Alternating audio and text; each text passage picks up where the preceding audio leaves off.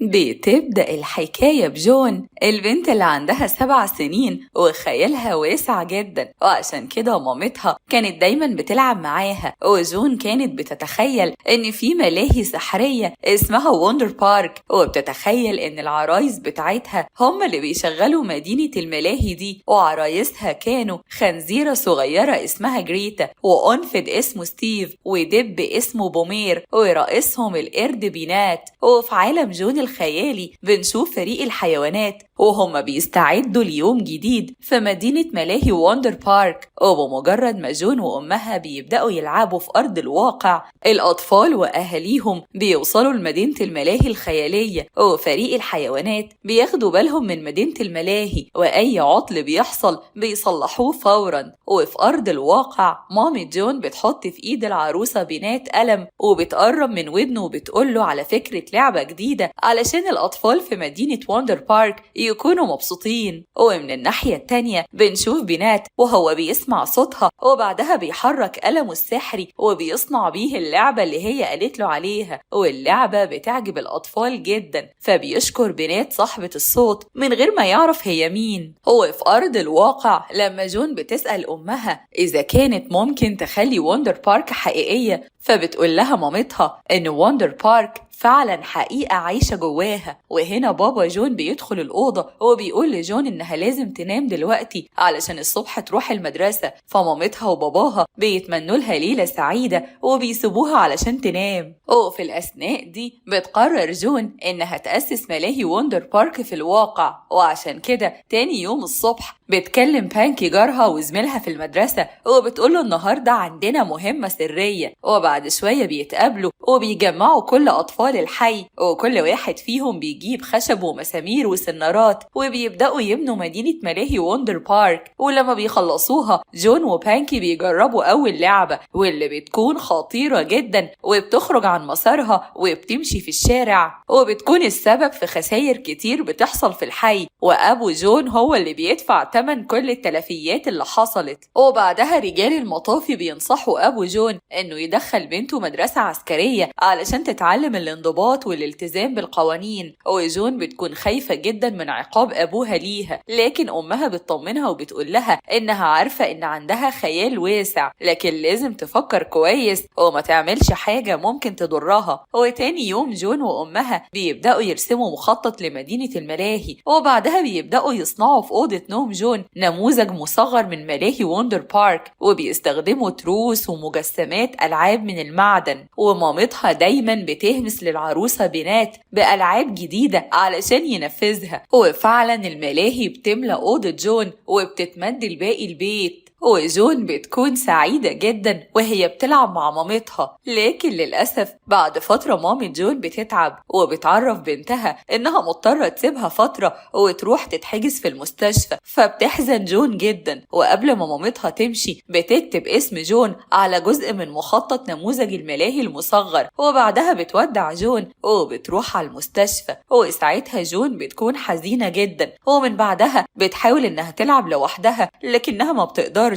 وبتنعزل عن أصحابها اللي بيحاولوا إنهم يخرجوها من وحدتها ويلعبوا معاها، لكنها برضه بترفض. وبيبتدي اهتمامها بمجسم مدينة الملاهي يقل، وبتشيله جوه كراتين لأنها بتقرر إنها تهتم بأبوها زي ما كانت أمها بتعمل. ولما أبوها بيقول لها إنها لازم ترجع تلعب تاني وإنه يقدر يعمل كل حاجة لنفسه، بترفض وبتقوله أنا هكون مكان ماما في البيت لحد ما ماما ترجع لنا. وبعد كام يوم خالتها وجوزها بيوصلوا وبيقدموا لها هدية عبارة عن لعبة ساقية صغيرة علشان تحطها جوه نموذج مدينة الملاهي بتاعتها. وساعتها بتقول لهم إنها مش هتلعب تاني وإن مدينة الملاهي بقت من الماضي خلاص، وبتطلع مخطط الملاهي وبترميه في الدفاية، فبيتحرق كله إلا الجزء اللي مامتها كانت ماضية عليه اللي بيطلع من المدخنة وبيطير ناحية الغابة. وفي الوقت ده بتطلع جون تجري على أوضتها وبتفضل تعيط، وباباها بيروح بيروح وراها وبيحاول يواسيها. وبعد كام يوم بتكون بتنظف البيت، ووقتها باباها بيقول لها إن بكرة ميعاد معسكر الرياضيات السنوي، فبتقوله إنها مش هتروح السنة دي لأنها ما تقدرش تسيبه لوحده. لكن تاني يوم بيوصلها باباها للأتوبيس، وأصحابها بيكونوا مبسوطين جدا لأنها هتطلع معاهم الرحلة. وبعد ما الأتوبيس بيتحرك بتفتح اللانش بوكس بتاعها وبتلاقي فيه جواب من أبوها بيطلب منها فيه إنها تستمتع بوقتها. وهنا جون بتبتدي تتخيل إن أبوها بتحصل له حوادث كتير في البيت، فبتحس بالخوف وبتطلب من بانكي إنه يساعدها ويتظاهر إنه تعبان علشان الأتوبيس يقف وتقدر ترجع لأبوها. فبيعمل اللي هي طلبته منه، ولما الأتوبيس بيقف بتتسحب وبتبعد عن زمايلها وبتدخل للغابة علشان تقدر توصل لبيتها بسرعة. وفي الوقت ده بتشوف الورقة اللي فضلت من مخطط مدينة الملاهي وهي طايرة في الهوا، فبتجري وراها علشان تحصلها لحد ما بتدخل بين شجر كتير. وهنا بتتقفل عليها بوابة سحرية من الشجر، وبتفضل تجري ورا الورقة، ولما بتمسكها بتحطها في شنطتها. وساعتها بتلاقي نفسها قصاد عربية من عربيات لعبة قطار الموت، لكن العربية بيكون شكلها قديم جدا. ولما بتركب العربية بتبتدي تتحرك بيها بأقصى سرعة لحد ما بتوصل لمدينة ملاهي ووندر بارك، وهناك بتشوف تمثال بينات، فبتتأكد إنها فعلا في مدينة ووندر بارك. فبتستغرب لأن مدينة الملاهي بتكون مهجورة، ومعظم الألعاب الموجودة في المدينة بتكون مكسورة وعطلانة. ده غير إنها بتلاقي غيمة كبيرة شكلها غريب في السماء. وهنا بتشوف الدب بومير وهو بيجري بسرعة ناحيتها وبيشدها من إيديها وبيقول لها هربي. وبيكون معاه كوبر وجاس، وكلهم بيطاردهم مجموعة من القرود الصغيرين اللي المفروض إنهم الألعاب اللي الأطفال بيفوزوا بيها لما بيكسبوا في الألعاب. وبيكون واضح إن القرود الصغيرين دول شرسين جدا، وجريتا بتدي تعليماتها لجاس وكوبر علشان يوقفوا القرود قبل ما يوصلوا لهم. وبتقول لستيف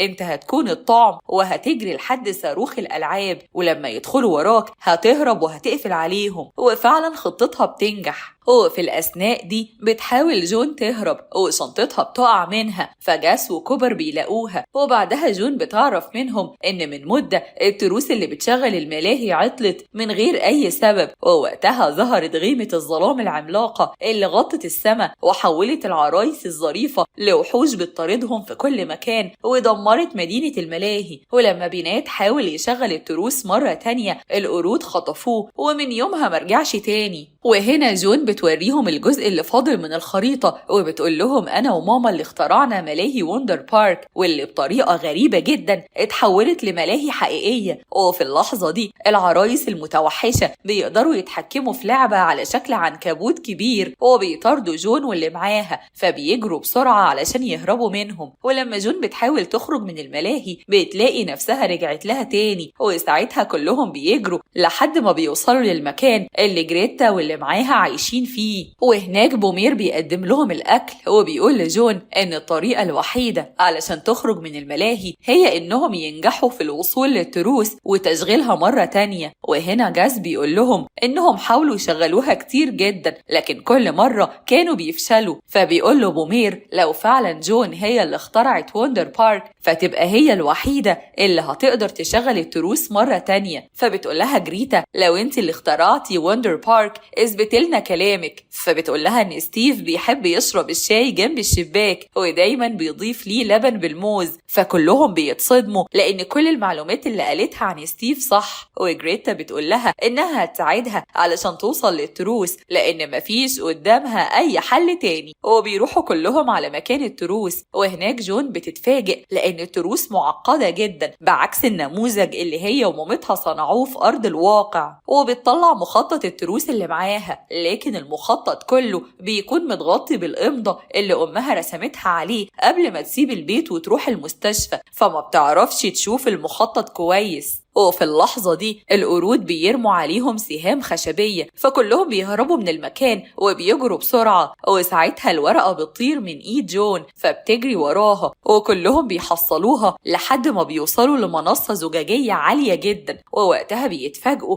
بإن القرود بيكسروا الإزاز اللي تحت رجليهم. ومن الناحية التانية مجموعة تانية من القرود بيشغلوا الألعاب النارية، فالألعاب النارية بتطارد جون وأصحابها فبيتفرقوا وكل واحد فيهم بيجري في اتجاه. ولما جريتا بتشوف الأنفد ستيف وهو بيقع من على ارتفاع عالي جدا بتقوله ثبت نفسك بأشواكك، فبيحاول يثبت نفسه قبل ما يقع وبيقدر إنه يثبت نفسه في الإزاز، لكن بومير بيقع عليه فهما الاتنين بيقعوا وبيوصلوا لجريتا. وهناك بيفضلوا يتلفتوا حواليهم علشان يدوروا على جون، فبيلاقوها واقفة على جزء من الأرضية الإزاز. وفجأة بيظهر قرد صغير بيكسر الإزاز فبتقع جون، وقبل ما توصل للأرض بومير بيرميلها شمسية فبتمسك فيها وبتطير بيها لحد ما بتوصل للنهر. وهناك بتنزل على تمثال بيتحرك بيها في النهر لحد ما بيوصلها الكهف. بتمشي جواه شوية وبعدها بتقع جوه ممر سري بيوصلها المكان بتنعدم فيه الجاذبية. وهناك بتشوف بيت من البلالين الملونة، ولما بتبص من الشباك بتشوف بنات فبتنادي عليه، وساعتها بيشدها وبيدخلها جوه البيت وبيقول لها انت مين؟ فبتقول له انا جون صاحبة جريتا وبومير وستيف اللي هيفرحوا جدا لما هيعرفوا انك لسه عايش. فبيقول لها انا عاوزهم ينسوني. فبتستغرب وبتقول له ايه اللي حصل لك؟ فبيقول لها القرود المتوحشين مسكوني بس انا قدرت اهرب منهم واستخبيت هنا، وطول الوقت مشغول بترتيب البونبوني والحلويات ومش عايز ارجع تاني. فبتقول له انت خايف ترجع؟ فبيقول لها لا مش خايف، بس المكان هنا امان اكتر، خصوصا اني ما بقاش عندي سحر زي الاول. فبتقول له بس انت عايش لوحدك. فبيقول لها كده احسن. وهنا جون بتشوف قلم بينات السحري فبتقول له حرك القلم ووقتها هتقدر بسحرك تغير كل حاجة. فبيقول لها انا خلاص ما بقاش عندي سحر زي الاول. فبتقول له كل الالعاب الجميلة اللي كانت في وندر بارك انت اللي صنعتها بسحرك. فبيقول لها لا انا كنت بسمع كلامها وبنفذه. فبتقول له انا عارفة ان هي كانت بتهمس في ودنك وانت كنت بتحرك قلمك السحري وتعمل اللي هي بتقولك عليه. فبيستغرب وبيقول لها عرفتي منين؟ فبتغير الموضوع وبتقول له انت ممكن تكمل لوحدك. فبيقول لها لا مش هقدر، انا فضلت كتير مستنيها تتكلم معايا وتقول لي انقذ وندر بارك ازاي، بس هي ما بقتش تكلمني وعشان كده ما بقاش عندي سحر، ومدينة ملاهي وندر بارك اتدمرت ومن يومها وانا حاسس بالوحدة. وقبل ما تقول له ان مامتها هي اللي كانت بتكلمه بيسمع بنات صوت القرود المتوحشة، ولما بيشوفهم جايين عن بعد بيقول لها اكيد هم مشوا وراكي لحد ما وصلوا لهنا ودلوقتي هم عرفوا مكاني عشان كده لازم نهرب. وبيتحركوا بسرعة لحد ما بنات بيقدر يهربها، لكن القرود بيتجمعوا عليه وبيمسكوه. ولما جين بتخرج من الكهف بتقول لجريتا واللي معاها انها قابلت بنات وان القرود المتوحشين خطفوه جوه كهف انعدام الجاذبية وانهم لازم ينقذوه. فبتقول لها جريتا انهم لازم الاول يبنوا الجسر اللي بيوصل للكهف. فبتقول لهم لو حصل لبنات حاجة مش هقدر أسامح نفسي لأني أنا السبب في كل اللي حصل. وبتحكي لهم على كل حاجة، وكمان بتقول لهم إن مامتها هي اللي كانت بتتكلم مع بنات وبتلهمه بصنع الألعاب السحرية، لكن مامتها تعبت ودخلت المستشفى وعشان كده هي ما بقتش تلعب بمجسم ملاهي وندر بارك وشالت كل الألعاب في كراتين، وهو ده السبب في اللي حصل لوندر بارك. ووقتها كلهم بيتعصبوا عليها وبيسيبوها وبيمشوا وبتفضل تعيط. وهنا ورقة المخطط اللي عليها إمضة مامتها بتظهر لها، فبتفتكر مامتها وبتقرر إنها ترجع كل حاجة زي ما كانت، وبتقدر إنها تشغل روبوت كبير وعن طريقه بتقدر تصلح الجسر. فجريتا واصحابها بيشكروها لأنها صلحت الجسر. وبعدها بيشوفوا بنات وهو متكتف وبيتسحب جوه غيمة الظلام، فجون بتروح وراه وهناك هي اللي بتهمسله وبتقوله اعمل جسر عملاق من الشفاطات الملونة علشان نخرج بيه من الظلام. فبيحرك قلمه السحري وبيصنع الجسر وبيقدروا يخرجوا بيه من غيمة الظلام، وبيحاولوا يهربوا من القرود الصغيرين لكنهم بيطردوهم. ولما بيوصلوا لمنطقة التروس بتبص جون في الخريطة مرة تانية فبتكتشف إن مامتها كاتبة اسم جون على التروس، فبتخلي بنات يربط التروس بالشفاطات العملاقة على شكل حروف اسمها، وساعتها التروس بتتحرك، وفي اللحظة دي غيمة الظلام بتتدمر والقرود الصغيرين بيرجعوا لطبيعتهم، فبنات واصحابه بيشكروا جون. وبعدها مدينة ملاهي وندر بارك بتبتدي ترجع لطبيعتها، وكل الألعاب بتتصلح والأطفال وأهاليهم بيظهروا مرة تانية، وساعتها جون بتودع صحابها وبعدها بتقدر تخرج من مدينة الملاهي. وبمجرد ما بتخرج منها بوابة الملاهي بتختفي، وبترجع جون مرة تانية لباباها وبتعتذر له لأنها قضت يوم كامل بعيد عنه، فبيقول لها أنا لسه موصلك للأتوبيس من نص ساعة بس.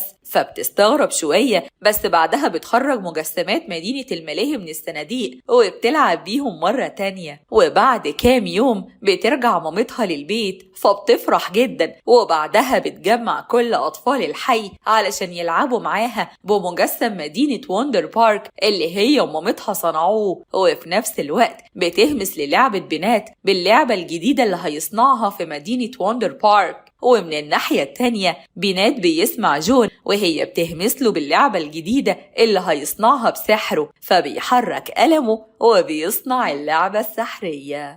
وبكده بتكون خلصت حكاية النهاردة.